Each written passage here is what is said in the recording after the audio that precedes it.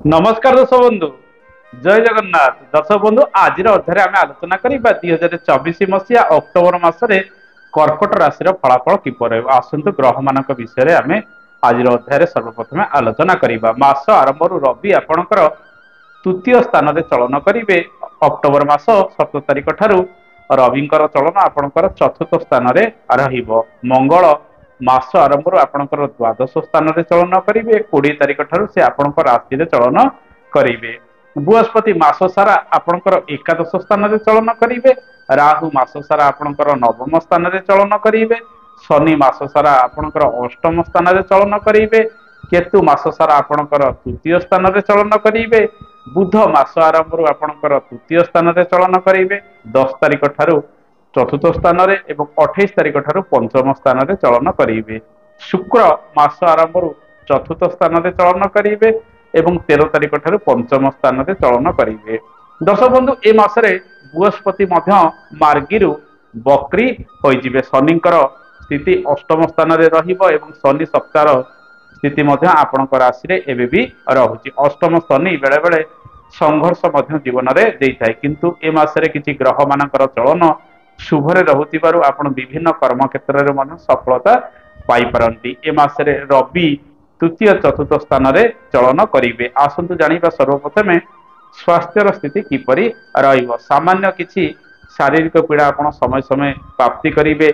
रक्त संबंधित रोग वृद्धि पाद गोड़े किसी समस्या भोग करी पारंती। शरीर में आघात लगी पारे से प्रति आपन को ध्यान देवाक पड़ो। खाଇବା पीबारे नियंत्रण करंतु। परिस्रा रे इन्फेक्शन वृद्धि हो पारे। हाड़ जनित समस्या किसी समय समय बढ़ी पारे। गर्भवती महिला मान समय देखा 13 तारिख पर किछिटा शुभ फल गुड़िक मास शेष पर्यंत प्राप्ति हम। यही समय आपन संतान सुख पाई पारिबे। नूतन गर्भ धारण करने जदि समय देखा 20 तारिख पर अधिक शुभ फल गुड़िक आपण जीवन में मिल। दर्शक बंधु ए मासरे मां स्वास्थ्य रे सामान्य उन्नति आसीबो मासर प्रथमार्धरे एवं पिता स्वास्थ्य रे धीरे धीरे अनेक उन्नति आसीबार संभावना ए मासरे रही। आपणकर आर्थिक क्षेत्र किपर रहिबो। रोजगार कर्ममय जीवन क्यारियर चाकरी बाकरी व्यवसाय वाणिज्य स्थिति किपर रहबो आसंतु आज अध्याय आलोचना करिबा। दर्शक बंधु आर्थिक क्षेत्र में किछि विशेष बड़ परिवर्तन आसीब ना। आपणकर धन भावर ग्रह रवि अटंती से तृतीय स्थान एवं चतुर्थ स्थान में चलन करेंगे। आपणकर आय भावर ग्रह शुक्र अटंती से चतुर्थ एवं पंचम स्थान में चलन करेंगे। ए मासरे भल रोजगार आपण पाइबे। शुक्रंकर स्थिति मास सारा शुभरे रहिबो। चतुर्थ पंचम शुक्र बहुत शुभ फल गुड़िक आपण जीवन में प्रदान करिथांती। आपणकर लाभ स्थान में बृहस्पति चलन रहुछि। बृहस्पति सेटारे बक्री होइजिबे। शुभ ग्रह बक्री हेले अधिक शुभ फल गुड़िक वृद्धि कराइते जहा फल बाकी बुकर जहा उपरे थिला पड़ी रहिथिबा धन आपण के समय मिलिबार संभावना रहिबो।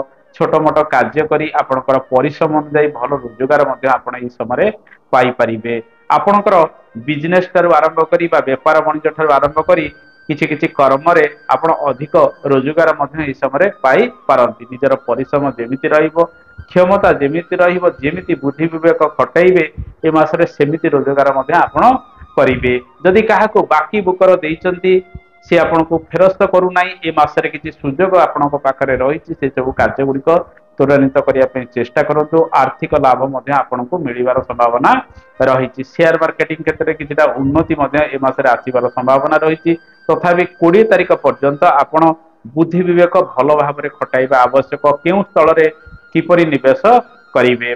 दर्शक बंधु शनिकर वक्री प्रभाव आपणकर द्वितीय स्थान को रहुछि। शनि जो जगह को देखती से फल गुड़िक नाश करिथांती। तेणु अनेक समय अपव्यय बेले बेले लगी रहिबार संभावना रही। ओवरऑल आर्थिक क्षेत्र ए मासरे आपणकर भल रहिबो। तेणु परिश्रम जारी रखिथांतु। आसंतु जानिबा क्यारियर स्थिति किपर रहिबो। आपणकर कर्म भावर ग्रह मंगल अटंती। मंगल मास आरंभ 20 तारिख पर्यंत आपणकर द्वादश स्थान में चलन करेंगे एवं तत्पर से आपण राशि रे नीच हो चलन करेंगे। दर्शक बंधु यही समय आम जो देखा क्यारियर परिवर्तन जोग रहिबो। मासर प्रथम 20 दिन मध्य आपण जॉब चेंजेस करें कि कौन दूर जगह को यात्रा करी किसी नूतन क्यारियर आरंभ करी पारंती। कई व्यक्ति चाकरी छाड़बार संभावना ए मासरे रही। ମାନସିକ ଅବସାଦ ଯୋଗୁଁ ଆପଣ ମଧ୍ୟ ଚାକିରି ଛାଡ଼ି ପାରନ୍ତି, କିଛି ନୂତନ କର୍ମ ଚେଷ୍ଟା କରିବେ, କିଛି ନୂତନ ସମ୍ଭାବନା ସୃଷ୍ଟି କରିବା ପାଇଁ ରବି ତୃତୀୟରେ ରହୁଥିବାରୁ ଆପଣଙ୍କର ପରିବର୍ତ୍ତନର ଯୋଗ ଅଧିକ ରହିବ। ଛୋଟ ମୋଟ ସ୍ଥାନକୁ ଯାତ୍ରାର ଯୋଗ ମଧ୍ୟ ଅଧିକ ରହିବ।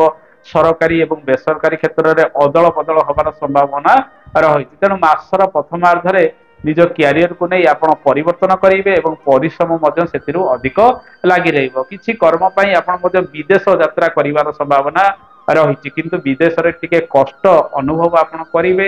ତେଣୁ ସ୍ୱାସ୍ଥ୍ୟର ଯତ୍ନ ଆପଣ ଠିକ ସମୟରେ ନେବା ଆବଶ୍ୟକ। ମଙ୍ଗଳ ଦ୍ୱାଦଶରେ ରହିଲେ ବେଳେ ବେଳେ ଶରୀରରେ ଆଘାତ ମଧ୍ୟ ଲାଗିପାରେ। ଯେତେବେଳେ ଆପଣ ଦୂର ଜାଗାକୁ କୌଣସି କର୍ମ ପାଇଁ ଯାଉଛନ୍ତି, ଯାନବାହନ ପ୍ରତି ସତର୍କତା ଅବଲମ୍ବନ କରିବେ, କାହା ସହିତ ବାଦ ବିବାଦ ଇତ୍ୟାଦି କରିବେ ନାହିଁ।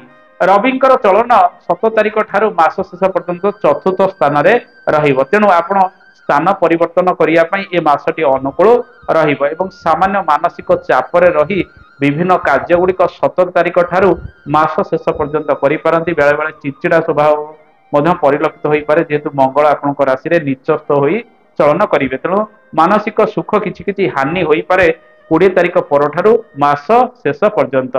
ଦର୍ଶକ ବନ୍ଧୁ, ଏହି ସମୟରେ ଶୁକ୍ରଙ୍କର ଚଳନ ଯଦି ଦେଖିବା, ମାସ ଆରମ୍ଭରୁ 13 ତାରିଖ ପର୍ଯ୍ୟନ୍ତ ଆପଣଙ୍କର ଚତୁର୍ଥ ସ୍ଥାନରେ ରହିବ। ତେଣୁ ଯାନବାହନ କିଣାକିଣି କରିବା ପାଇଁ ବହୁତ ଭଲ ସମୟ ରହିବ। ଯଦି କିଛି ଫ୍ଲାଟ୍ ଇତ୍ୟାଦି ଆପଣ ପରଚେଜ କରିବା ପାଇଁ ଚାହୁଁଛନ୍ତି, ସମୟ ଅନୁକୂଳ ରହିବ। କୌଣସି ପୋଷାକ ପତ୍ର କିଣାକିଣି କରିବା, ଜୁଏଲାରୀ ସମ୍ବନ୍ଧିତ ଜିନିଷ ପତ୍ର କିଣାକିଣି କରିବା, ଘରର ବିଭିନ୍ନ କାର୍ଯ୍ୟ ଗୁଡ଼ିକ କରିବା ପାଇଁ ସମୟ ଅନୁକୂଳ ରହିବ। ତେଣୁ 15 ତାରିଖ ମଧ୍ୟରେ ଆପଣ ଏସବୁ କାର୍ଯ୍ୟ ଗୁଡ଼ିକ ସାରି ଦିଅନ୍ତୁ ଏବଂ ମାସର ଦ୍ୱିତୀୟାର୍ଦ୍ଧରେ ଶୁକ୍ର ମଧ୍ୟ ଆପଣଙ୍କ ରାଶିର ପଞ୍ଚମରେ ରହିବେ। ଶୁକ୍ର ଆପଣଙ୍କର ଆୟ ଭାବର ଗ୍ରହ। ଏହି ସମୟରେ ଆପଣ କୌଣସି ସଙ୍ଗୀତ, କଳା ଇତ୍ୟାଦି କ୍ଷେତ୍ରରେ ଆଗକୁ ବଢି ପାରିବେ। ନିଜର ଯାହା ବି ରହିଛି କଳା, ଆପଣ ତାକୁ ଜନତାଙ୍କ ଆଗରେ ପ୍ରଦର୍ଶନ କରି ଆପଣ ମଧ୍ୟ ସେଥିରୁ ସଫଳ ହୋଇପାରନ୍ତି। ବୁଧ ଆପଣଙ୍କ ରାଶିର ତୃତୀୟ, ଚତୁର୍ଥ, ପଞ୍ଚମ ସ୍ଥାନରେ ରହୁଥିବାରୁ ଇଣ୍ଟରଭ୍ୟୁ ଇତ୍ୟାଦି କ୍ଷେତ୍ରରେ ବୁଧ ମଧ୍ୟ ସଫଳତା ପ୍ରଦାନ କରିବେ। କମ୍ୟୁନିକେସନ ସ୍କିଲ୍ ଆପଣଙ୍କର ଭଲ ରହିବ, ଯାହା ଫଳରେ ବୁଧଙ୍କର ଅବସ୍ଥାନ 10 ତାରିଖ ପର୍ଯ୍ୟନ୍ତ ତାଙ୍କ ସ୍ୱ ରାଶି ତୃତୀୟରେ ରହୁଛି ଏବଂ ବୁଧ ଉଚ୍ଚସ୍ଥ ରହୁଥିବାରୁ ନିଜର କମ୍ୟୁନିକେସନ ସ୍କିଲ୍ ଯୋଗୁଁ ଆପଣ ଭଲ ପ୍ରଦର୍ଶନ ମଧ୍ୟ ବିଭିନ୍ନ କ୍ଷେତ୍ରରେ କରିପାରନ୍ତି ଏବଂ ସଫଳ ମଧ୍ୟ ହୋଇପାରନ୍ତି। ଦର୍ଶକ ବନ୍ଧୁ, ଆସନ୍ତୁ ଜାଣିବା ବ୍ୟବସାୟ ବାଣିଜ୍ୟର ସ୍ଥିତି କିପରି ରହିବ। ଶନିଙ୍କର ସ୍ଥିତି ଅଷ୍ଟମ ସ୍ଥାନରେ ରହୁଛି। ବୃହସ୍ପତି ଆପଣଙ୍କର ଏକାଦଶରେ ରହି ସପ୍ତମ ସ୍ଥାନକୁ ଦୃଷ୍ଟି ଦେଉଛନ୍ତି ଏବଂ ବ୍ୟବସାୟ ବାଣିଜ୍ୟକୁ ନିୟନ୍ତ୍ରଣ କରନ୍ତି ବୁଧ। ଯେହେତୁ ଏ ମାସରେ ରୋଜଗାରର ସ୍ଥିତି ଭଲ ରହୁଛି, ଆପଣ ଏ ମାସରେ ବ୍ୟବସାୟ ବାଣିଜ୍ୟରେ କିଛି ଉନ୍ନତି ଲାଭ କରିବେ। ପାର୍ଟନରସିପରେ କୌଣସି କାର୍ଯ୍ୟ ଗୁଡ଼ିକ କରନ୍ତୁ ନାହିଁ, ଯେହେତୁ ଶନିଙ୍କର ସ୍ଥିତି ଅଷ୍ଟମରେ ରହିଛି। ଆପଣ ପରିଶ୍ରମ ସେଥିରେ କରିବେ। ସ୍ୱଳ୍ପ ନିବେଶ କରି ଆଗକୁ ବଢନ୍ତୁ। ମାସର ପ୍ରଥମାର୍ଦ୍ଧରେ ଆପଣ ଅଧିକ ନିବେଶ ମଧ୍ୟ କରିପାରନ୍ତି। ତେଣୁ ନିଜର ସ୍ଥିତିକୁ ଦେଖି ଆପଣ ନିବେଶ କରନ୍ତୁ। ଋଣ ଯଦି ନେଇଛନ୍ତି, ଋଣ ପରିଶୋଧ ଏ ମାସରେ କରିଦିଅନ୍ତୁ। ଅଧିକ ଋଣଗ୍ରସ୍ତ ଆଗାମୀ ଦିନରେ ଆପଣ ହୁଅନ୍ତୁ ନାହିଁ। ତେଣୁ ବ୍ୟବସାୟ ବାଣିଜ୍ୟ କ୍ଷେତ୍ରରେ କିଛି ଭଲ ସ୍ଥିତି ଏ ମାସରେ ଲାଗି ରହିବ। ଦର୍ଶକ ବନ୍ଧୁ, ଆସନ୍ତୁ ଜାଣିବା ବିଦ୍ୟାର୍ଥୀ ମାନଙ୍କ ପାଇଁ ସମୟ କିପରି ରହିବ। ବିଦ୍ୟାର୍ଥୀ ମାନେ ମାସର ପ୍ରଥମାର୍ଦ୍ଧରେ ପାଠ ପଢାରେ ଆପଣ ଅବହେଳା ପ୍ରଦର୍ଶନ କରିପାରନ୍ତି। ଅନ୍ୟମନସ୍କ ରହିବେ। ଯେଉଁ ସମୟରେ ପାଠକୁ ନେଇ କରିବା କଥା ସେ ସମୟରେ କରିପାରିବେ ନାହିଁ। ମାସର ଦ୍ୱିତୀୟାର୍ଦ୍ଧରେ ବିଦ୍ୟା କ୍ଷେତ୍ରରେ ସାମାନ୍ୟ ଉନ୍ନତି ଲାଭ ହବ, ସେଥିରୁ ସଫଳ ମଧ୍ୟ ଆପଣ ହୋଇପାରନ୍ତି। କଳା, ସଙ୍ଗୀତ, ନୃତ୍ୟ କ୍ଷେତ୍ରରେ ଯେଉଁ ବିଦ୍ୟାର୍ଥୀ ମାନେ ଅଧ୍ୟୟନରତ ରହିଛନ୍ତି ସେମାନେ ଭଲ ପ୍ରଦର୍ଶନ କରିବେ। ଯାନ୍ତ୍ରିକ ବିଦ୍ୟା କ୍ଷେତ୍ରରେ ଆପଣ ସଫଳତା ପାଇବା ସହିତ ବାଣିଜ୍ୟର ଛାତ୍ରଛାତ୍ରୀ ମାନେ ମଧ୍ୟ ଲେଖାପଢାରେ ଆଗକୁ ବଢିବେ।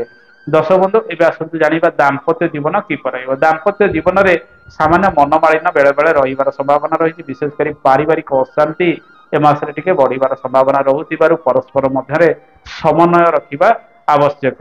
ଦର୍ଶକ ବନ୍ଧୁ, ଲଭ୍ ଲାଇଫର ସ୍ଥିତି କିପରି ରହିବ ଆସନ୍ତୁ ଜାଣିବା। ପ୍ରେମରେ ସଫଳତା 13 ତାରିଖ ପର୍ଯ୍ୟନ୍ତ ବେଶୀ ପ୍ରାପ୍ତି ହବ ନାହିଁ। ପ୍ରେମରେ ସମସ୍ୟା ଅଳ୍ପ ବହୁତ କିଛି ଲାଗି ରହିବ। ତେଣୁ ଆପଣ ଯଦି କାହାକୁ ପ୍ରପୋଜ କରିବା ପାଇଁ ଚାହୁଁଛନ୍ତି, 13 ତାରିଖ ପରେ ମାସ ଶେଷ ପର୍ଯ୍ୟନ୍ତ କାହାକୁ ପ୍ରପୋଜ କରିପାରିବେ। ଶୁକ୍ରଙ୍କର ଚଳନ ପଞ୍ଚମରେ ରହିବ ଏବଂ ମଙ୍ଗଳ ମଧ୍ୟ ଆପଣଙ୍କ ରାଶିକୁ ଚଳନ କରିବେ, ଯାହା ଫଳରେ 20 ତାରିଖ ପରଠାରୁ ଅଧିକ ଶୁଭ ଫଳ ଗୁଡିକ ପ୍ରେମମୟ ଜୀବନରେ ଆପଣଙ୍କୁ ମିଳିବାର ସମ୍ଭାବନା ରହିବ। ମାସର ପ୍ରଥମାର୍ଦ୍ଧଟି ପ୍ରେମିକ ଏବଂ ପ୍ରେମିକା ମାନଙ୍କ ପାଇଁ ସେତେ ଅନୁକୂଳ ରହିବ ନାହିଁ। ପାରିବାରିକ ସୁଖର ଗ୍ରହ ଆପଣଙ୍କ ରାଶି ପାଇଁ ଶୁକ୍ର ଅଟନ୍ତି। ଶୁକ୍ର ଚତୁର୍ଥ ସ୍ଥାନରେ 13 ତାରିଖ ପର୍ଯ୍ୟନ୍ତ ଚଳନ କରିବେ। ତେଣୁ 13, 14 ତାରିଖ ପର୍ଯ୍ୟନ୍ତ ପାରିବାରିକ ଜୀବନରେ ସୁଖ ସମୃଦ୍ଧି ବୃଦ୍ଧି ପାଇବ। ଘରର ବିଭିନ୍ନ କାର୍ଯ୍ୟ ଗୁଡିକ କରିବେ। ମାଙ୍କର ସହଯୋଗ ଆପଣଙ୍କୁ ମିଳିବ, ବନ୍ଧୁଙ୍କର ସହଯୋଗ ମିଳିବ।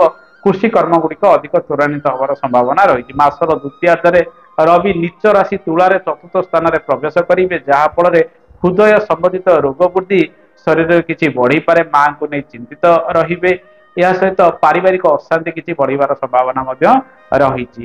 ଦର୍ଶକ ବନ୍ଧୁ, ଆପଣଙ୍କର ଭାଗ୍ୟାଧିପତି ଆପଣଙ୍କ ରାଶି ପାଇଁ ବୃହସ୍ପତି ଅଟନ୍ତି। ବୃହସ୍ପତି ଏ ମାସରେ ବକ୍ରି ହୋଇଯିବେ, ଯାହା ଫଳରେ ବିଳମ୍ବ ହଉ ପଛେ ଯେଉଁ କାର୍ଯ୍ୟ ଗୁଡିକ ଅଧା ଅଧୁରା ଅଟକିଥିଲା ସେ ସବୁ କାର୍ଯ୍ୟ ଗୁଡିକ କର୍ମ କ୍ଷେତ୍ରରେ ଆପଣଙ୍କୁ ଆଗାମୀ ଦିନରେ ସଫଳତା ମଧ୍ୟ ପ୍ରଦାନ କରିବ।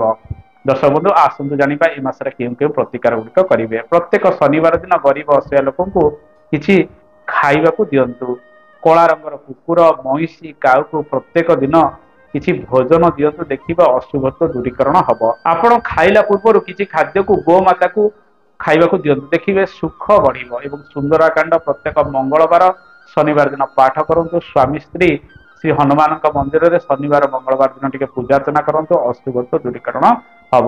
ଦର୍ଶକ ବନ୍ଧୁ, ଏ ତ ଥିଲା କର୍କଟ ରାଶିର ଫଳାଫଳ। ଆଶା କରେ କାର୍ଯ୍ୟକ୍ରମଟି ଆପଣଙ୍କୁ ଭଲ ଲାଗିଥିବ। କାର୍ଯ୍ୟକ୍ରମ ସମ୍ପର୍କରେ ମତାମତ ଦେବେ। ଆଜି ତ ସମୟ ହେଇଗଲାଣି, ଆଜି ପାଇଁ ଏତିକି। ନମସ୍କାର, ଜୟ ଜଗନ୍ନାଥ, ଧନ୍ୟବାଦ।